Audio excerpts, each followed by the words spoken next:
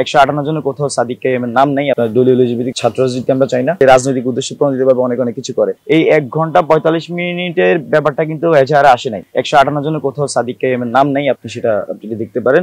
যারা এটা বলেছে তারা হয়তো না জেনে বলেছে, কিন্তু এই সাদিক কাইম উনি ছাত্র শিবিরের প্রেসিডেন্ট, আমি কালকে দেখেছি। তো ওনার কোথাও, আমি নিজেও কোথাও ওনার নাম খুঁজে পাইনি। তো এই তথ্যটি সম্পূর্ণ ভিত্তিহীন একটি তথ্য, এবং এটি আমি জানি না এটা কারা কি জন্য কোন উদ্দেশ্যে ছড়াচ্ছে, আমার এই ব্যাপারে আইডিয়া নেই। ঢাকা বিশ্ববিদ্যালয়ের শিক্ষার্থীদের রাজনৈতিক প্র্যাকটিস মধ্যে থাকা উচিত, সেটা ডাকসু কেন্দ্রিক হতে পারে, পাশাপাশি দলীয় ভিত্তিহীন একটা রাজনৈতিক কাঠামো এখানে হতে পারে। তবে দলীয় ভিত্তিক ছাত্র রাজনীতি আমরা চাই না। তার মূল কারণ হচ্ছে এখানে যে ছাত্রলীগ বা বিগত সময় ফ্যাসিবাদী সিস্টেম যে ধরনের রাজনৈতিক কাঠামোর একটা প্র্যাকটিস করেছে, এই জেনারেশনের মধ্যে কিন্তু একটা এই অপরাজনীতির ভয়টা আসলে তাদের মধ্যে বিদ্যমান।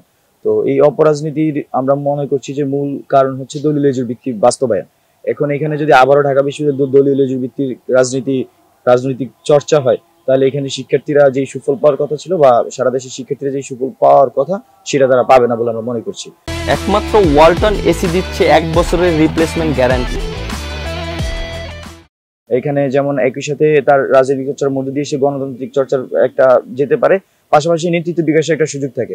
আর ঢাকা বিশ্ববিদ্যালয় স্পেশালি বাংলাদেশের স্বাধীনতা থেকে শুরু করে বা তার আগে থেকে যদি আমি বলি, সবকিছু মিলে বাংলাদেশের এই যে বর্তমান পরিস্থিতি, এখানে ঢাকা বিশ্ববিদ্যালয়ের রাজনৈতিক অনেক বড় অবদান আছে। আমি হলে আসি 7টার দিকে, 7:40 আমার একটা শিডিউল থাকে। আমি প্রায় একই সময় আমি হল থেকে বের হয়ে যাই। পরবর্তীতে হলে যখন ফিরি তখন শুনতে পাই যে এখানে এরকম একটি ন্যাক্কারজনক ঘটনা ঘটেছে।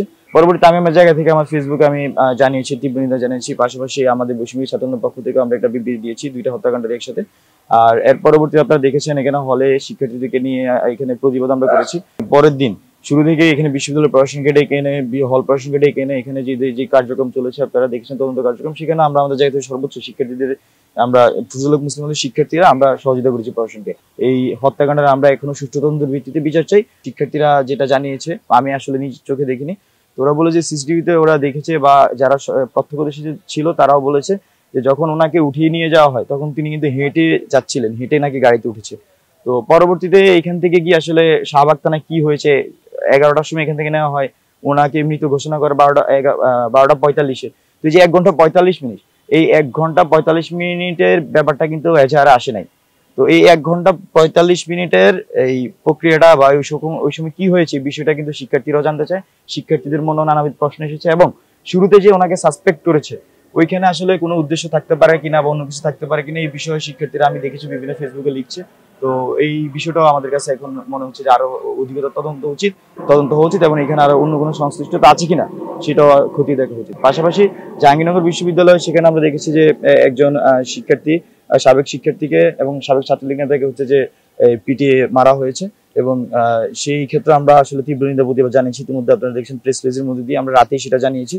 তো আমরা সকল হত্যাকাণ্ড, বিচারবহিত হত্যাকাণ্ডের আমরা আসলে বিচার চাই, এবং আগামী বাংলাদেশে এরকম যাতে ঘটনা না ঘটে সেজন্য বিশ্ববিদ্যালয় প্রশাসন, পাশাপাশি যে রাষ্ট্রীয় প্রশাসন, সেখানে যাতে গঠনমূলক নীতিমালা প্রণয়ন করা হয় এবং ওই রকম কার্যক্রম গ্রহণ করে, সেই দাবি আমরা জানাই। যখন ঘটনা ঘটে, যখন মারধর করে, তার কোনো একটা মুহূর্তে আমি উপস্থিত ছিলাম কিনা এটা শিক্ষার্থীদেরকে জিজ্ঞেস করতে পারেন। আপনারা জানেন যে রাজনৈতিক উদ্দেশ্যে প্রণোদিতভাবে অনেক কিছু করে।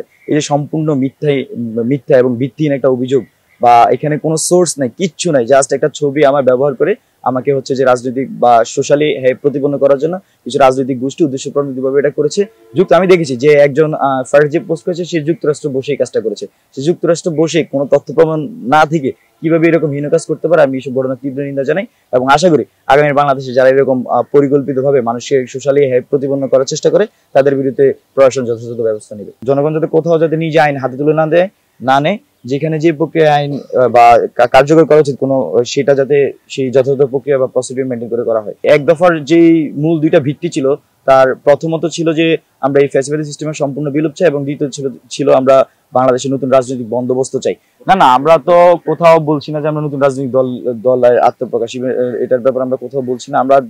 আমি আপনাকে 2টা জিনিস বলেছি, যে যারা এই মুভমেন্টে ছিল তাদেরকে এই যে আমাদের এক দফা কোন বেসিসে ঘোষণা করেছিলাম, মানে কি প্রপোজ করতেছিলাম যে আমরা জাতিকে, বা জাতি কি চাচ্ছিল, আমাদের কাছে মনে হয়েছে যে আমরা যে 2টা জিনিস বলেছি, যে ফ্যাসিবাদী যে সিস্টেম এখানে বিগত 15-16 বছরে গড়ে উঠেছে, সেই ফ্যাসিবাদী সিস্টেম আমরা সম্পূর্ণ বিলোপ চাই, এবং একই সাথে যে আমাদের যে স্বাধীনতার এই 52 বছরে যদি বলি, এই 52 বছরে আমরা এমন কোনো রাজনৈতিক কাঠামো বা বন্দোবস্ত তৈরি করতে পারিনি যার জন্য আসলে আসলে এখানে একটা ফ্যাসিবাদ কায়েম হয়েছে, একটা মুজিববাদ কায়েম হয়েছে। ফ্যাসিবাদী সিস্টেম আবার নতুন করে জেগে উঠতে না পারে, সেই জন্য আমরা একটা নতুন রাজনৈতিক বন্দোবস্ত চাই, যেখানে আসলে জনগণের আশা আকাঙ্ক্ষা প্রতিফলন ঘটবে, যেখানে আমাদের প্রতিষ্ঠানগুলা, রাষ্ট্রীয় প্রতিষ্ঠানগুলো জনগণের প্রতিষ্ঠান হবে। তো মূল এই লক্ষ্য উদ্দেশ্য কিন্তু ওই দুইটা বেসিসের উপর ভিত্তি করে আর কি। তো ওই দুইটা বেসিসই আমাদের এখন মূল লক্ষ্য, এবং ওই দুইটাকে সফল করা। সেই জন্যই বৈষম্যবিরোধী ছাত্র আন্দোলন সারা দেশে সুসংগঠিত করছে, এবং আগামী যতদিন পর্যন্ত এই দুইটা জিনিস সফলভাবে না হবে, ততদিন বৈষম্যবিরোধী ছাত্র আন্দোলন কাজ করে যাবে। যে জনগণের রাজনৈতিক বন্দোবস্ত, এখন আপনি তারপর প্রশ্ন করতে পারেন যে এটা কিভাবে আসলে আপনি বাস্তবায়ন করবেন। এখানে জনগণের মধ্যে পড়ে কিন্তু সবাই, মানে যে একজন সাধারণ, যেমন তার কোনো, আমি যদি বলি রাজনৈতিক মতাদর্শনে, সেও যেমন তার অংশীজন, এবং একই সাথে যে রাজনৈতিক মতাদর্শের সেও এখানে অংশীজন। তো সকলের মতামতের ভিত্তিতে আমরা নতুন বাংলাদেশ করতে চাই, এবং নতুন বাংলাদেশের মূল জিনিস হচ্ছে যে জনগণের মতামত। তো আমরা জনগণের মতামত দিচ্ছি, রাজনৈতিক যারা সংগঠনগুলো আছে তাদেরও মতামত দিচ্ছি, সবার মতামতের ভিত্তিতে আমরা একটা নতুন বন্দোবস্তের কথা চিন্তা ভাবনা করছি। অনেক ধরনের প্রশ্ন উঠেছে যে অবাধ তথ্য সরবরাহ তাদের কাছে করতে পারি না বিলে, এমন না যে আমরা এখানে কোনো ধরনের তথ্যের হেরফের আপনার অর্থের হেরফের ঘটেছে। তো আমাদের জায়গা থেকে আমরা এটুকু স্পষ্ট করতে পারি যে আমাদের এখানে কোনো ধরনের অর্থের কোনো হেরফের হয়নি। এখানে মূলত যেই প্রসেসটা হয়েছে এটা অনেকে হয়তো জানেন না, তার কারণ হচ্ছে যে আসলে পুরো প্রসেসের সাথে মানে সবাই যুক্ত থাকা সম্ভব না, কিন্তু যেহেতু আমরা প্রফেশনাল অডিটের ব্যাপারে, সেক্ষেত্রে আমরা প্রফেশনালি নিজেরা করতে পারিনি। আমরা কিন্তু আমাদের অডিট টিম কাজ করে যাচ্ছে, আশা করি আপনার এর মধ্যে দিয়ে একদম অর্থের যে খরচের হিসাব যেটা, সেটা পূর্ণাঙ্গভাবে পেয়ে যাবেন। আর যে অর্থটি আমরা ইতিমধ্যে ঘোষণাও দিয়েছি, যে অর্থটি আমাদের বাকি আছে, সেটা কিন্তু আমরা ব্যাংকে রেখেছি। এখন আমাদের পরবর্তী পরিকল্পনা বা আমাদের এই ত্রাণ কার্যক্রম শেষের পরেই কিন্তু আমরা এই পুনর্বাসন নিয়ে কাজ করে যাচ্ছিলাম। বুয়েটের সিভিল ইঞ্জিনিয়ারিং ডিপার্টমেন্টের চেয়ারম্যান সহ ওনাদের একটা এই পুনর্বাসন নিয়ে একটি স্পেশালিস্ট টিমের সাথে এক্সপার্ট ওপিনিয়ন নিয়েছি। ওনারা বিভিন্ন ধরনের সাজেশন দিয়েছেন, এবং ডিজাস্টার ম্যানেজমেন্টের এক্সপার্ট ওপিনিয়ন নিয়েছি। এছাড়াও যারা আমাদের ত্রাণ মন্ত্রণালয় থেকে যারা কাজ করেন তাদের এক্সপার্ট ওপিনিয়ন নিয়েছি। তো সবকিছু মিলিয়ে মনে হয়েছে যে এটা একটা বিগ সিস্টেমের দরকার, সেই বিগ সিস্টেম আমাদের হাতে নাই। খালি আমি মানে মুখে বললেই হবে না, এখানে আসলে বাস্তবতাও আছে। তো সেই বিগ সিস্টেম ক্রিয়েট করতে হয়। এখন সেই বিগ সিস্টেম ক্রিয়েটের জন্য আমরা কিছু ইনিশিয়েটিভ নিয়েছিলাম শুরুতে। তো সেখানে আমরা যতটুকু কন্ট্রিবিউশন রাখা সম্ভব হয় সেই সিস্টেমের মধ্যে দিয়ে, সেটা যেমন আমরা আমাদের জায়গা থেকে রেখে যাব। পাশাপাশি আমরা এই যারা এখানে সরকারিভাবে কাজ করবে বা যারা বিভিন্ন প্রতিষ্ঠান আছে আমাদের কাজ করে পুনর্বাসনে, তাদের সাথে আমরা আমাদের এই টাকা শেয়ার করে আমরা কাজ করবো। আমরা পুনর্বাসনের জন্য খরচ করবো। এখানে তো যেহেতু মানুষ আসলে বন্যার জন্য দিয়েছে, সেজন্য আমরা আসলে বন্যা ইস্যুতে এটা খরচ করবো। মানুষের যে দাবি দাওয়া নিয়ে আসছে, এটা যেমন সত্য যে অনেক ভ্যালিড দাবি আছে, একই সাথে এটাও সত্য যে অনেকে ষড়যন্ত্র জায়গা থেকেও সেই জিনিসগুলা মানে এখানে একটা অ্যানোমালিস তৈরি করার জন্য চেষ্টা করছে। এটাও সত্য যে আসলে এই বিগত 16-17 বছরে তারা মানুষ আসলে সত্যিকার অর্থে বৈষম্যের শিকার হয়েছে। এই আওয়ামী ফ্যাসিবাদী সিস্টেম যে আসলে মানুষের ক্ষতি করেছে, জনগণের আস্থা থেকে একদম সম্পূর্ণ দূরে সরে গিয়েছে এবং জনবিচ্ছিন্ন হয়ে গেছে, তার অন্যতম একটি প্রমাণ হচ্ছে যে আসলে মানুষের দাবি দাওয়াগুলো।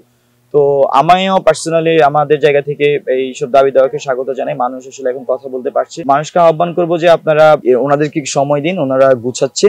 কারণ এই সিস্টেমকে গুছিয়ে কাজ করলে হচ্ছে যে আরো দ্রুত সমাধানে যাওয়া সম্ভব, কিন্তু ইন্ডিভিজুয়ালি প্রবলেম যদি সলভ করতে চাই, আমার কাছে মনে হয় যে 10 বছর এইসব সমস্যার সমাধান করা সম্ভব না। তো যদি সিস্টেমকে ডেভেলপ না করতে পারে, তাহলে অন্যথায় এই কোনো কিছু আসলে সফল হবে না। তো ওনাদেরকে সিস্টেম সব ডেভেলপ করার জন্য আমার কাছে মনে হয় সুযোগ দেওয়া উচিত এবং সহযোগিতা করা উচিত।